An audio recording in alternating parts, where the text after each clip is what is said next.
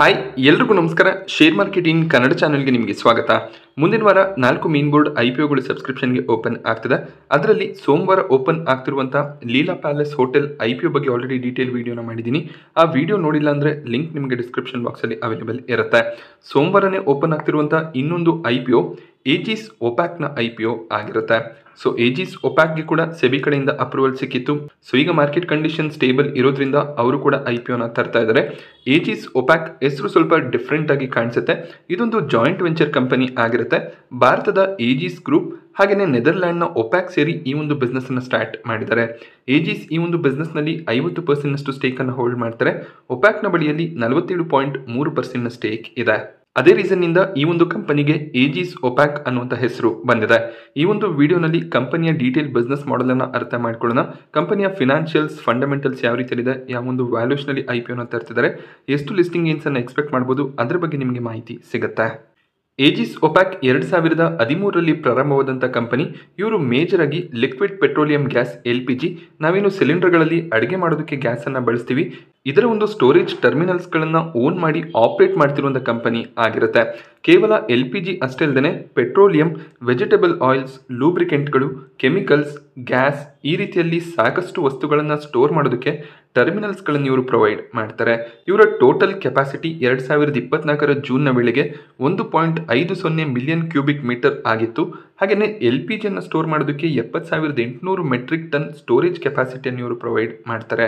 So 2 ಸೆಗ್ಮೆಂಟ್ಗಳಲ್ಲಿ company ಕೆಲಸ ಮಾಡ್ತಾರೆ. Gas terminal division ಹಾಗೆ liquid terminal division. Gas terminal ಡಿವಿಷನ್ನಲ್ಲಿ LPG ಹಾಗೆ ಬೇರೆ ಬೇರೆ ಪ್ರೊಫೇನ್ ಬ್ಯೂಟೇನ್ ಅಂತ ಗ್ಯಾಸ್ಗಳನ್ನು ಸ್ಟೋರ್ ಮಾಡ್ತಾರೆ.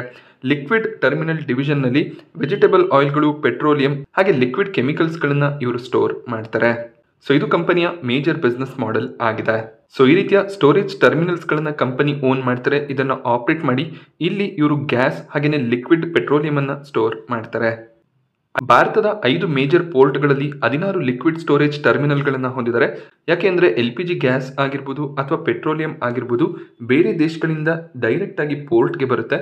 ಆ ಪೋರ್ಟ್ ಲೊಕೇಶನ್ಗಳಲ್ಲೇ ಇವರು ಲಿಕ್ವಿಡ್ ಸ್ಟೋರೇಜ್ ಟರ್ಮಿನಲ್ಸ್ಗಳನ್ನು ಹೊಂದಿದ್ದಾರೆ. ಸೊ ವೆಸ್ಟ್ ಬೆಂಗಾಲ್ನ ಹಲ್ದಿಯಾ ಟರ್ಮಿನಲ್, ಕೇರಳದ ಕೊಚ್ಚಿ ಟರ್ಮಿನಲ್ ಹಾಗೆ ಕರ್ನಾಟಕದ ಮಂಗಳೂರಿನ ಮಂಗಳೂರು ಬಂದರು ಹಾಗೆ ಗುಜರಾತ್ನ 2 ಪೋರ್ಟ್ಗಳಲ್ಲಿ ಇವರ ಲಿಕ್ವಿಡ್ ಸ್ಟೋರೇಜ್ ಟರ್ಮಿನಲ್ಸ್ ನೋಡೋದಕ್ಕೆ ಸಿಗುತ್ತೆ. ಹತ್ತತ್ರ 400 ಎಂಪ್ಲಾಯೀಸ್ಗಳು ಇವರ ಸ್ಟೋರೇಜ್ ಟರ್ಮಿನಲ್ಗಳಲ್ಲಿ ಕೆಲಸ ಮಾಡ್ತಾ ಇದ್ದಾರೆ. ಏಜಿಸ್ ಒಪ್ಯಾಕ್ ಟರ್ಮಿನಲ್ನ IPO ಮೇ 26ಕ್ಕೆ ಸಬ್ಸ್ಕ್ರಿಪ್ಷನ್ಗೆ ಓಪನ್ ಆಗುತ್ತೆ. ಮೇ 28ರವರೆಗೂ ಈ ಒಂದು IPOನಲ್ಲಿ ನೀವು ಸಬ್ಸ್ಕ್ರೈಬ್ ಮಾಡ್ಕೋಬಹುದು. ₹10 ಫೇಸ್ ವ್ಯಾಲ್ಯೂ ನೋಡೋದಕ್ಕೆ ಸಿಗ್ತಿದ್ದು 223ರ ಲೋವರ್ ಪ್ರೈಸ್ ಬ್ಯಾಂಡ್, 235ರ ಕಟ್ ಆಫ್ ಪ್ರೈಸ್ ಅನ್ನು ಸೆಟ್ ಮಾಡಿದ್ದಾರೆ. ಸೊ 235ರ ಕಟ್ ಆಫ್ ಪ್ರೈಸ್ ಏನಿದೆ ಇದೇ ಒಂದು ಪ್ರೈಸ್ನಲ್ಲಿ ನೀವು ಅಪ್ಲೈ ಮಾಡಬೇಕಾಗುತ್ತೆ. 63 ಶೇರ್ಗಳ ಲಾಟ್ ಆಗಿರುತ್ತೆ. ಸೊ ಮಿನಿಮಮ್ 63 ಶೇರ್ಸ್ಗಳಿಗೆ ಅಪ್ಲೈ ಮಾಡಬೇಕು. 63 ಶೇರ್ಸ್ಗೆ ಅಪ್ಲೈ ಮಾಡೋದಕ್ಕೆ ₹14,805 ಬೇಕಾಗುತ್ತೆ. ಮ್ಯಾಕ್ಸಿಮಮ್ ರಿಟೇಲ್ ಕ್ಯಾಟಗರಿಯಲ್ಲಿ 13 ಲಾಟ್ಗೆ ನೀವು ಅಪ್ಲೈ ಮಾಡ್ಬೋದು. 13ಕ್ಕಿಂತ ಹೆಚ್ಚಿನ ಲಾಟ್ಗೆ ಅಪ್ಲೈ ಮಾಡ್ತೀರಾ ಅಂದರೆ ಹೆಚ್ಚಿನ ಕ್ಯಾಟಗರಿಯಲ್ಲಿ ಅಪ್ಲೈ ಮಾಡಬೇಕಾಗುತ್ತೆ. ಏಜಿಸ್ ಒಪ್ಯಾಕ್ನ IPO ಟೈಮ್ ಲೈನ್ ಅನ್ನು ಅಬ್ಸರ್ವ್ ಮಾಡಿದಾಗ ಅಲಾಟ್ಮೆಂಟ್ ಡೇಟ್ ಮೇ 29 ಆಗಿರುತ್ತೆ. ಅಲಾಟ್ಮೆಂಟ್ ಸಿಗಲಿಲ್ಲ ಅಂದರೆ ರೀಫಂಡ್ ಮೇ 30ಕ್ಕೆ ಕ್ರೆಡಿಟ್ ಆಗುತ್ತೆ. ಅಲಾಟ್ಮೆಂಟ್ ಸಿಕ್ಕಿದ್ರೆ ಶೇರ್ಸ್ಗಳು ಕೂಡ ಮೇ 30ಕ್ಕೆ ನಿಮ್ಮ ಡಿಮ್ಯಾಟ್ ಅಕೌಂಟ್ಗೆ ಕ್ರೆಡಿಟ್ ಆಗುತ್ತೆ. IPO ಲಿಸ್ಟಿಂಗ್ ಡೇಟ್ ಜೂನ್ 2 ಆಗಿರುತ್ತೆ. ಏಜಿಸ್ ಒಪ್ಯಾಕ್ ಟರ್ಮಿನಲ್ನ ಫಿನಾನ್ಷಿಯಲ್ಸ್ ಅನ್ನು ಅಬ್ಸರ್ವ್ ಮಾಡಿದಾಗ ಅಸೆಟ್ನಲ್ಲಿ ಒಳ್ಳೆ ಒಂದು strong growth year on year ನೋಡೋದಕ್ಕೆ ಸಿಗ್ತದೆ. ಅದೇ ರೀತಿಯಲ್ಲಿ ಕಂಪನಿಯ ರೆವೆನ್ಯೂಸ್ ಕೂಡ ಇನ್ಕ್ರೀಸ್ ಆಗಿದೆ. ಕಂಪನಿಯ ಪ್ರಾಫಿಟ್ಸ್ ಅನ್ನು ಅಬ್ಸರ್ವ್ ಮಾಡಿದಾಗ 2022-23ರ ಫಿನಾನ್ಷಿಯಲ್ ಇಯರ್ನಲ್ಲಿ ಲಾಸ್ ಮೇಕಿಂಗ್ ಬಿಸ್ನೆಸ್ ಆಗಿತ್ತು. ಬಟ್ 2024ರ ಫಿನಾನ್ಷಿಯಲ್ ಇಯರ್ನಲ್ಲಿ 86 ಕೋಟಿ ಪ್ರಾಫಿಟ್ಸ್ ಅನ್ನು ಡಿಕ್ಲೇರ್ ಮಾಡಿದ್ದಾರೆ. ಹಾಗೆ 2025ರ ಫಿನಾನ್ಷಿಯಲ್ ಇಯರ್ನ 3 ಕ್ವಾರ್ಟರ್ಗಳಲ್ಲಿ 86 ಕೋಟಿಯ ಪ್ರಾಫಿಟ್ ಆಲ್ರೆಡಿ ಬಂದಿದೆ. ಇನ್ನೊಂದು ಕ್ವಾರ್ಟರ್ನ ರಿಸಲ್ಟ್ ಬರೋದು ಬಾಕಿ ಇದೆ. ಸೊ ಆ ಒಂದು ಕ್ವಾರ್ಟರ್ನಲ್ಲಿ ಅಟ್ಲೀಸ್ಟ್ 15 ಕೋಟಿಯ ಪ್ರಾಫಿಟ್ಸ್ ಬಂದರೆ 100 ಕೋಟಿ ಪ್ರಾಫಿಟ್ಸ್ ಅನ್ನು ಈ ಒಂದು ಫಿನಾನ್ಷಿಯಲ್ ಇಯರ್ನಲ್ಲಿ ಡಿಕ್ಲೇರ್ ಮಾಡಿದ ರೀತಿಯಲ್ಲಿ ಆಗುತ್ತೆ. ಸೊ ಲಾಸ್ಟ್ 2 ಫಿನಾನ್ಷಿಯಲ್ ಇಯರ್ಗಳಲ್ಲಿ ಒಳ್ಳೆ ಒಂದು ಅಸೆಟ್ ಮತ್ತು ರೆವೆನ್ಯೂ ಗ್ರೋತ್ ನೋಡೋದಕ್ಕೆ ಸಿಗ್ತದೆ.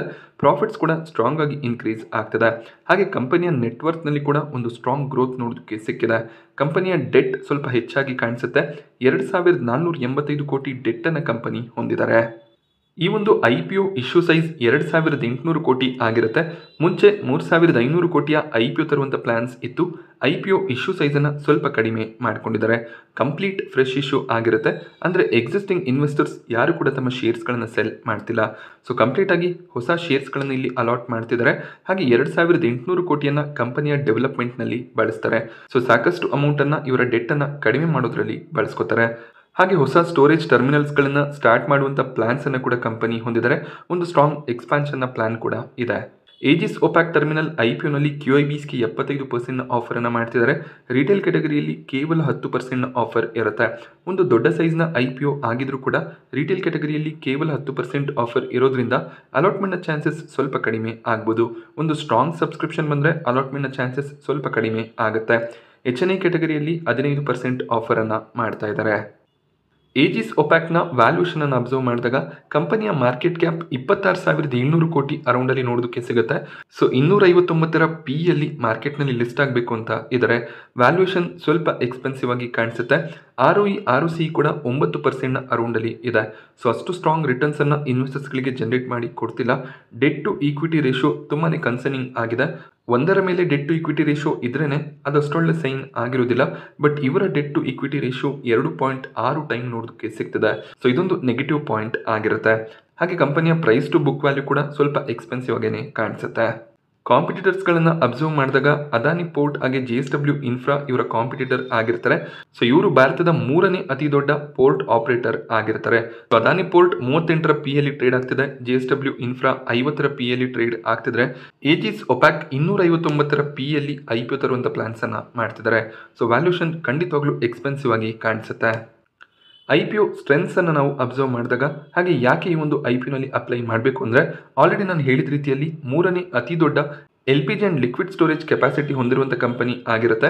ಹಾಗೆ ಭಾರತದ 61%ನಷ್ಟು LPG, 23%ನಷ್ಟು ಲಿಕ್ವಿಡ್ ಇಂಪೋರ್ಟ್ಸ್ಗಳು ಅಂದರೆ ಪೆಟ್ರೋಲಿಯಂ, ಕೆಮಿಕಲ್ಸ್ ಹಾಗೆ ವೆಜಿಟೇಬಲ್ ಆಯಿಲ್ ಈ ರೀತಿಯ ಇಂಪೋರ್ಟ್ಗಳೇನಿದೆ ಅದನ್ನು ಇವರು ಹ್ಯಾಂಡಲ್ ಮಾಡ್ತಾರೆ. ಹಾಗೆ ಇವರ ಸ್ಟೋರೇಜ್ ಎಫಿಷಿಯನ್ಸಿಯನ್ನು ಇನ್ನಷ್ಟು ಎಕ್ಸ್ಪ್ಯಾಂಡ್ ಮಾಡಬೇಕು ಅಂತ ಇದ್ದಾರೆ. ಮುಂದಿನ ದಿನಗಳಲ್ಲಿ ಗ್ರೋತ್ನ ಎಕ್ಸ್ಪೆಕ್ಟೇಷನ್ ಇರುತ್ತೆ. ಹಾಗೆ ESG ಸ್ಟ್ಯಾಂಡರ್ಡ್ಸ್ ಅನ್ನು ಮೇಂಟೈನ್ ಮಾಡಿ ಸ್ಟೋರೇಜ್ ಆಪರೇಷನ್ಸ್ ಅನ್ನು ಪ್ರೊವೈಡ್ ಮಾಡ್ತಾರೆ. ಇದು ಕೂಡ ಕಂಪನಿಯ ಸ್ಟ್ರೆಂತ್ ಆಗಿದೆ. ಸೊ ವೀಕ್ನೆಸ್ಗಳನ್ನು ಅಬ್ಸರ್ವ್ ಮಾಡೋದಾದರೆ ವ್ಯಾಲ್ಯೂಯೇಷನ್ ಒಂದು ಮೇಜರ್ ವೀಕ್ನೆಸ್ ಆಗಿರುತ್ತೆ. ಕಾಂಪಿಟೇಟರ್ಸ್ಗಳಿಗೆ ಕಂಪೇರ್ ಮಾಡಿದಾಗ ಸಾಕಷ್ಟು ಎಕ್ಸ್ಪೆನ್ಸಿವ್ ವ್ಯಾಲ್ಯೂಷನಲ್ಲಿ IPOನ ತರ್ತಾ ಇದ್ದಾರೆ. ಸೊ ಮೇಜರ್ ಆಗಿ ಟಾಪ್ 10 ಕಸ್ಟಮರ್ಸ್ಗಳಿಂದನೇ ಹೆಚ್ಚಿನ ಒಂದು ರೆವೆನ್ಯೂಸ್ ಬರ್ತಿದೆ. ರೆವೆನ್ಯೂ ಕಾನ್ಸಂಟ್ರೇಷನ್ ರಿಸ್ಕ್ ಕೂಡ ಇರುತ್ತೆ. ಹಾಗೆ ಕಂಪನಿ ರೀಸೆಂಟಾಗಿ ಪ್ರಾಫಿಟಬಲ್ ಆಗಿದೆ. ಮುಂದಿನ ದಿನಗಳಲ್ಲಿ ಸಾಕಷ್ಟು ಪ್ರೆಷರ್ ಕೂಡ ಇರುತ್ತೆ. ಪ್ರಾಫಿಟಬಿಲಿಟಿ ಇನ್ಕ್ರೀಸ್ ಆಗ್ತಾ ಹೋಗಬೇಕಾಗತ್ತೆ. ಇಲ್ಲ ಅಂದರೆ ಸ್ಟಾಕ್ ಪ್ರೈಸ್ ಹೈಯರ್ ಲೆವೆಲ್ನಲ್ಲಿ ಸಸ್ಟೈನ್ ಆಗೋದಿಲ್ಲ. ಅಲ್ಲಿಂದ ಕರೆಕ್ಷನ್ನ ಎಕ್ಸ್ಪೆಕ್ಟೇಷನ್ ಇರುತ್ತೆ. ಹಾಗೆ ಕೆಲವೊಂದಿಷ್ಟು ಟರ್ಮಿನಲ್ಗಳ ಲೀಸ್ ಅಗ್ರಿಮೆಂಟ್ ಆಲ್ರೆಡಿ ಎಂಡ್ ಆಗಿದೆ. ಅದನ್ನು ಕಂಪನಿ ಇನ್ನಷ್ಟೇ ರಿನ್ಯೂ ಮಾಡ್ಕೋಬೇಕಾಗಿದೆ.